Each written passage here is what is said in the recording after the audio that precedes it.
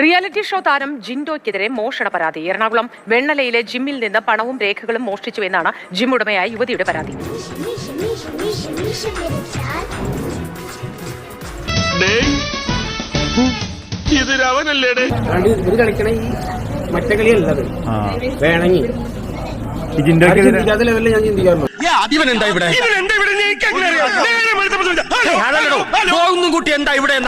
മോഷണത്തിന്റെ CCTV ദൃശ്യങ്ങളും പുറത്തു.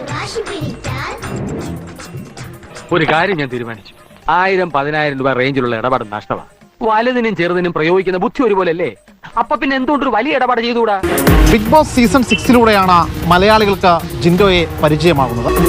അപ്പൊ പേരിലല്ല, പ്രവൃത്തിയിലാണ് കാര്യം. ആ സീസണിലെ ജിൻഡോ വിജയ് കൂടി ആയതോടെ സമൂഹ മാധ്യമങ്ങളിലെ വലിയ താരമായി ജിൻഡോ മാറി. ഇത് ഇവന്മാരുടെ ആദ്യത്തെ പരിപാടിയൊന്നുമല്ല. മുമ്പും പല ഫിനാൻഷ്യൽസിനെയും ഇവന്മാർ പറ്റിച്ചിട്ടുണ്ട്. ആ ജിൻഡോയ്ക്കെതിരെയാണ് ഇപ്പോൾ നിരന്തരം പരാതികൾ ഉയരുന്നത്. ഈ കെണിയിലേക്ക് നീയായിട്ട് വന്ന് കയറിയത്. ഇനി ഇവിടെ നിന്ന് അത്ര എളുപ്പത്തിൽ രക്ഷപ്പെടാൻ പറ്റുമെന്ന് കരുതുന്നുണ്ടോ? ജിൻഡോയുടെ ജിൻഡോ ബോഡി ക്രാഫ്റ്റ് എന്ന ഫിറ്റ്നസ് സ്ഥാപനം ആലുവ സ്വദേശികൾക്ക് ജിൻഡോ ലീസിന് നൽകിയിരിക്കുകയാണ്. അവിടെയാണ് ഒടുവിൽ ഇപ്പോൾ ജിൻഡോ മോഷണം നടത്തിയെന്ന പരാതി. എടാ, ഒരു തൊഴിലിന് ഇറങ്ങുമ്പോൾ അതിൻ്റെതായ മിടുക്ക് വേണം. ഇത്രയും കാലത്തെ എക്സ്പീരിയൻസ് ഇല്ലേ? CCTV സഹിതമാണ് പരാതിക്കാർ സ്റ്റേഷനിൽ എത്തിയത്. അണ്ണാ, ഇത് നമ്മളെ കൊണ്ട് താങ്ങണ കേസല്ല, കയ്യിൽ നിന്ന് പോകും.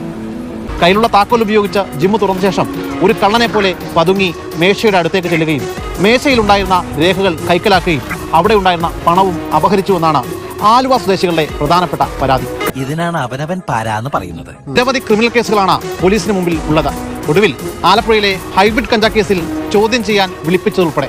അതിനാൽ തന്നെ ഏറെ ഗൗരവത്തോടുകൂടിയാണ് പോലീസ് ഈ കേസിനെ കാണുന്നത്. ഇനിയുള്ളതിന്റെ കലാജീവിതം സെൻട്രൽ ജയിലിലായിരിക്കും.